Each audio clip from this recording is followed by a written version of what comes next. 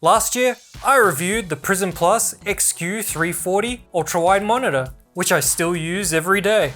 This year, we're checking out something similar, but a bit different. The PRISM Q55 Pro QE Android 10 TV. It's $699 Aussie plus delivery and features a 55-inch 4K quantum IPS display with a 3-year warranty. Alright, time for my biggest unboxing ever.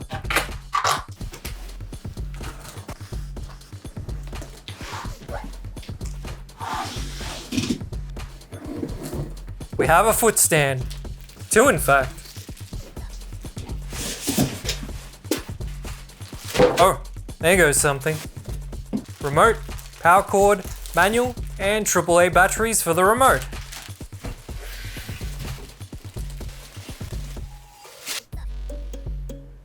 There are 2 screws for each foot, so grab your screwdriver and start screwing. Alright, now that that's done, let's get her standing up straight and unveil her.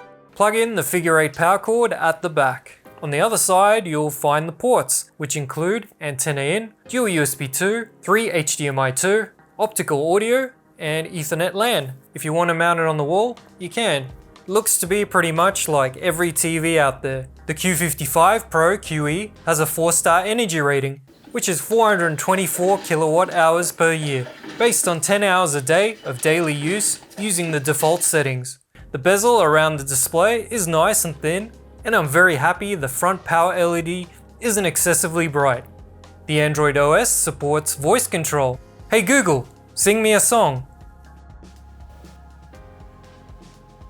I can sing a song. I'll keep it simple, it won't last very long. It's especially useful for YouTube if you don't have a Bluetooth keyboard connected, as typing on a remote is a ridiculous experience. Speaking of the remote, it feels premium, with a nice heft to it. Buttons are responsive, and there are 4 quick access buttons for Netflix, Prime Video, YouTube, and Google Play, which are apps many people will be using. But you've also got a zillion other streaming apps to choose from as well. I know all you care about is Disney+. Admit it. Chromecast is also built in, so I can cast myself from my phone to the TV. I'm not sure why I'd want to do that, but there it is. Build quality is solid. I didn't notice any blemishes or pieces not fitting well together. The TV weighs 11 kilos, which, as you saw during my unboxing, I was able to lift and put together myself. I think the design is nice and simple and will look great anywhere. The feet work okay, as long as nothing bumps against it, but it's not rigid, so it does wobble a bit. The quantum IPS display has great and vibrant color reproduction with accurate skin tones. For SDR content, it looks really good. It also supports HDR10 and Dolby Vision, but you need a very bright display to get the best HDR experience of 600 nits or more. And this panel doesn't look to hit that target, which is not surprising for the price tag. The majority of content is still SDR, so I wouldn't worry about it too much. Since it's IPS, you'll get some light bleed in the corners at nighttime on a black screen. This varies from panel to panel, so my TV isn't useful as a measure for what you would receive. Viewing angles are also very good, unless you're going for some unrealistic angle where nobody would be watching from. This TV isn't pitched as a gaming TV, but that's not going to stop me. Once you connect your game console to HDMI input, you can find game mode in the advanced menu settings. Turning it on removes post-processing of the image, which reduces input lag. I found it to be responsive playing games. I need to point out that the figure is not mentioned in the specs, so I don't know what it is exactly. I couldn't find any problematic ghosting issues when testing games either. Powering Android 10 in this TV is a built-in quad-core ARM Cortex A53 CPU. This does allow you to add apps, games, and emulators from the store and play them natively on the TV.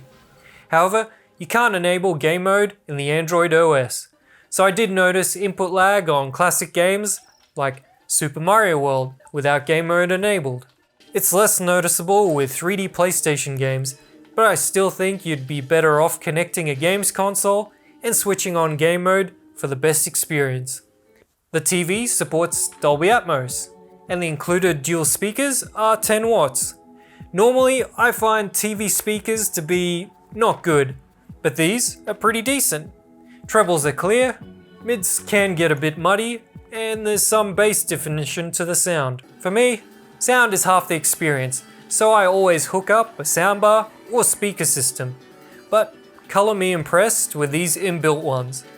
Oh, and HDMI ARC is supported. In standby mode, the TV uses around 1 watt of power, and maximum power draw from the wall during my testing was 129 watts, which is less than the 150 rating on the back. So the picture quality is great, the bezel is thin, the Android OS works really well, and the 3-year warranty is better than other TV manufacturers offer. It's a pretty compelling product for the dollars, and I'm happy with it. The PRISM Q55 Pro QE is available from the official website, which I've linked in the video description. And if you're in the market for a great ultra-wide gaming monitor, check out my review here.